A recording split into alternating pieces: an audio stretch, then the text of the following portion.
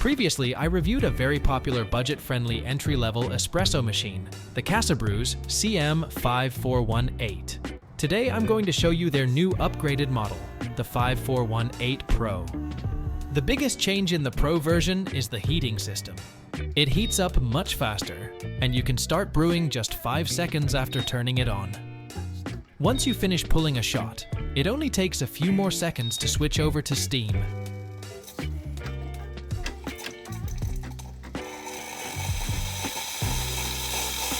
From the look, it's almost the same as the original CM5418. The easiest way to tell them apart is by the pressure gauge. On the Pro version, the gauge is black. On the standard version, it's white. Now let's move on to the design. As expected, this is still very much an entry-level machine. It comes with a 51mm brew group, paired with a portafilter that uses a pressurized basket. The basket holds up to 15 grams of coffee, and it works with both freshly ground beans and pre-ground coffee. You'll also get a single shot basket and a plastic tamper in the box. If you want to get more serious about your espresso quality, Casabrews also sells a bottomless portafilter with a non-pressurized basket and a wooden handle. This is fully compatible with this machine. The body shell is made of stainless steel, and the overall footprint is quite small, so it doesn't take up much counter space. The control panel is simple with 4 buttons: power, single shot, double shot, and steam. You can adjust the volume of the espresso to your liking. On the right side, there's a steam switch.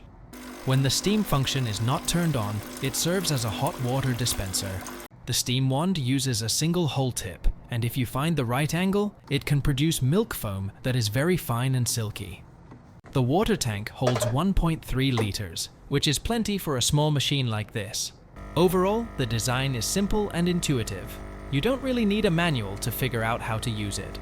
Fast heat up is the main upgrade on the Pro. The indicator light stops flashing in about 5 seconds. For a home machine, I think an efficient thermoblock makes more sense. In the morning, there's almost no waiting, and coffee can be made right away. If the brew button is pressed immediately, the water is already hot to the touch. By the time a puck is ready, it will definitely be hot enough. Switching to steam is also very quick. After pressing the steam button, the steam knob can be opened almost at once, and steam comes out. This is convenient for anyone who makes milk drinks often.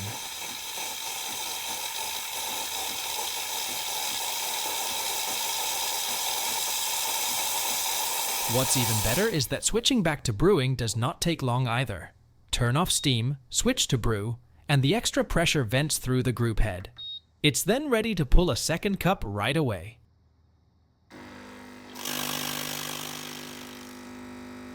For reference, the standard CM5418 takes about 40 seconds to heat up and about 10 seconds to reach steam temperature.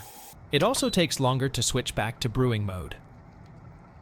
About 1 minute after startup, I did a simple check of the water at the group head using a thermometer. The temperature already reached above 85 degrees, and it held steady for a good period around 87 degrees. This helps keep the extraction temperature stable. Inside the basket, the temperature will be higher. It should reach at least about 92 degrees for brewing. The coffee will not be lukewarm. In the cup, the water temperature can reach around 80 degrees. This is impressive. Many entry-level machines struggle with low brew temperatures, but the 5418 Pro does not have this issue. I also wanted to see what changed between the Pro and the earlier version, so I opened the machine. The process is simple. Remove the water tank, undo the 2 screws, and lift the top cover with a flat screwdriver. Slide the tip slightly into the slot and pry up gently, and the top pops off. The internal layout is clearly different. The heating block in the standard CM5418 is the common aluminum block you see in many entry-level machines. The Pro's heating block is clearly different. After speaking with Casabrews, they told me they use a thick film heating element made of stainless steel and high-temperature glass for higher stability.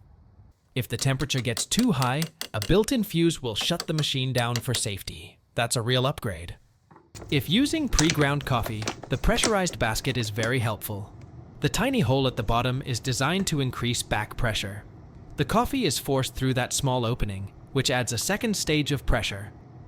This means even if the grind size is not perfect, it's still easy to get a nice-looking espresso. A regular, non-pressurized basket relies on the resistance of the coffee puck itself. Even when a bag says pre-ground for espresso, it's often a bit coarse and cannot be adjusted. That usually does not create enough pressure for proper extraction. With a non-pressurized basket, the flow will be very fast in this case. Let's make a cup with pre-ground coffee. This basket supports up to 15 grams, but if the grind is on the coarse side, 14 grams is usually better. Leave a bit of headspace between the puck and the shower screen. There's no need to tamp very hard. Keep the tamper level and apply light to medium pressure.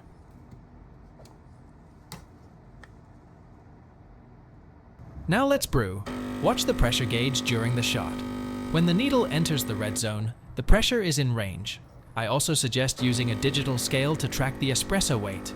The default double shot program dispenses around 60 milliliters of water. That's a bit too much for a typical 1:2 ratio espresso. Because there is no three-way solenoid valve, a little pressure and water will still come out after pressing stop. So, for a 36-gram espresso target, it's better to press stop around 30 grams. If not, it may end up like this shot with 45 grams in the cup, which is a bit more than planned.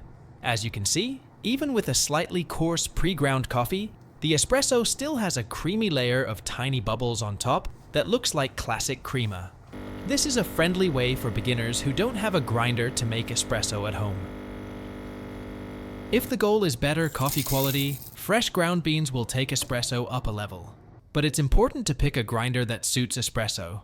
Some entry-level grinders like the Tuni G1, Highbrew G5, or Gemini Molite can get the job done. Measure out 14 to 15 grams of coffee and set the grinder within the espresso range. It may take a few test shots to find the right setting. I usually aim for 25 to 30 seconds to get 30 to 36 grams of espresso with this machine. If the shot runs fast, go finer.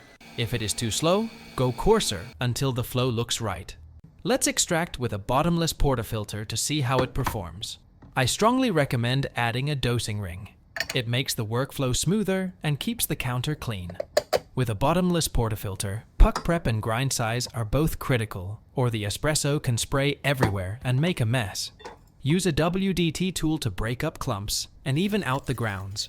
Start from the bottom and move in circles up to the surface, then gently level the bed.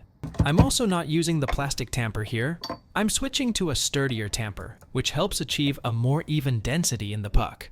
Finally, remember to clean any coffee off the basket rim. This helps extend the life of the gasket inside the group head. The Casabrews portafilter also includes a puck screen. It helps distribute water more evenly over the puck and can reduce channeling.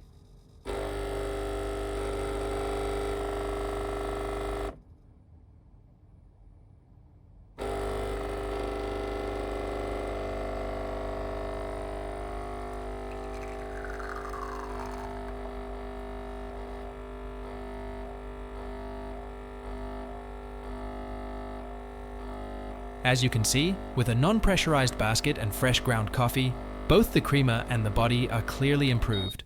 This is real crema, not the tiny bubbles produced by a pressurized basket. Once dialing in and puck prep are under control, espresso from the Casabrews 5418 Pro can stand up to shots from machines that cost several times more. Even without complex puck prep, using freshly ground beans with the stock pressurized basket will still taste noticeably better than using pre-ground coffee. Now let's look at how to steam milk and how it performs. I usually use around 200 milliliters of cold milk. I pour to about 1 centimeter below the spout line on the milk pitcher. First, pull an espresso shot. After the shot stops, press the steam button to enter steam mode. I usually open the steam knob for a moment to purge out the water so the steam is drier.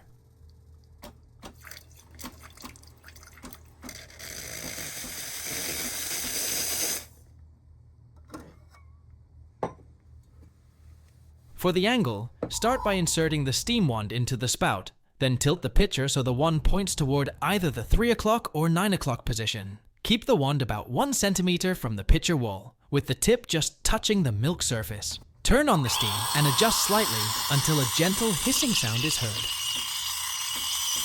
That sound is air being introduced to create foam. Slowly, the milk level will rise a bit above the spout line. Hold that position steady. There's no need to move the pitcher around constantly.